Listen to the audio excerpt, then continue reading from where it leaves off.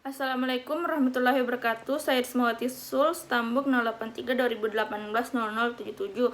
Saya akan menjelaskan secara singkat 3 sejarah ekonomi kelembagaan.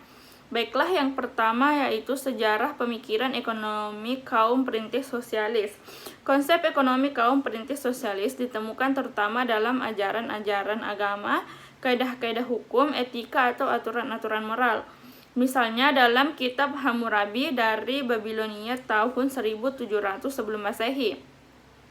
Masyarakat Yunani telah menjelaskan tentang rincian petunjuk-petunjuk cara-cara berekonomi.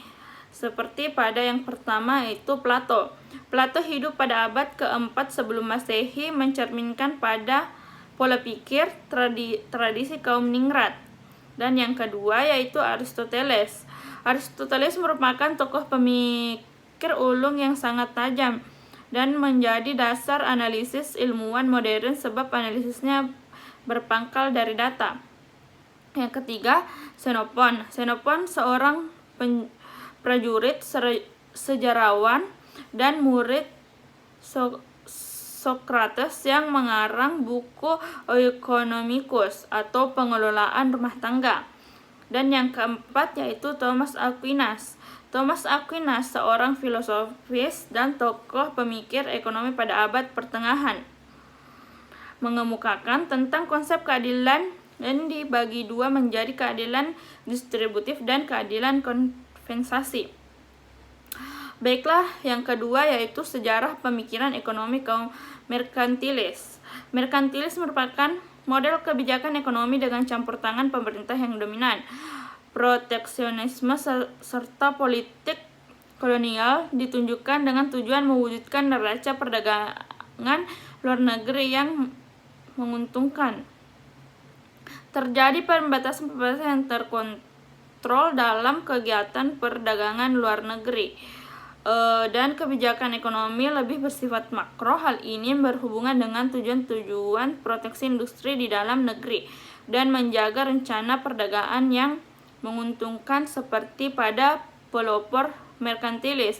Merkantilis yang dipelopori oleh Thomas More pada tahun 1571 sampai dengan 1641 merupakan pemikir ekonomi mulai zaman Renaissance sampai pertengahan abad ke-18. Dan yang ketiga yaitu sejarah pemikiran ekonomi kaum psiokrat. Istilah psiokrat berasal dari bahasa Yunani kuno yang merupakan gabungan dari istilah physis atau fisika ilmu alam dan kratos atau juga disebut kekuatan atau kekuasaan. Pemikiran para psiokrat mengenai tata susunan masyarakat pada umumnya dan susunan ekonomi khususnya berakar pada filsafat dasar dan haluan pandangan bahwa penataannya diatur menurut kekuatan hukum alam. Adapun yang saya pilih dari ketiga sejarah ini yaitu dalam kajian ekonomi politik atau merkantilis. Merkantilis adalah aliran pertama yang menghendaki campur tangan negara dalam perekonomian.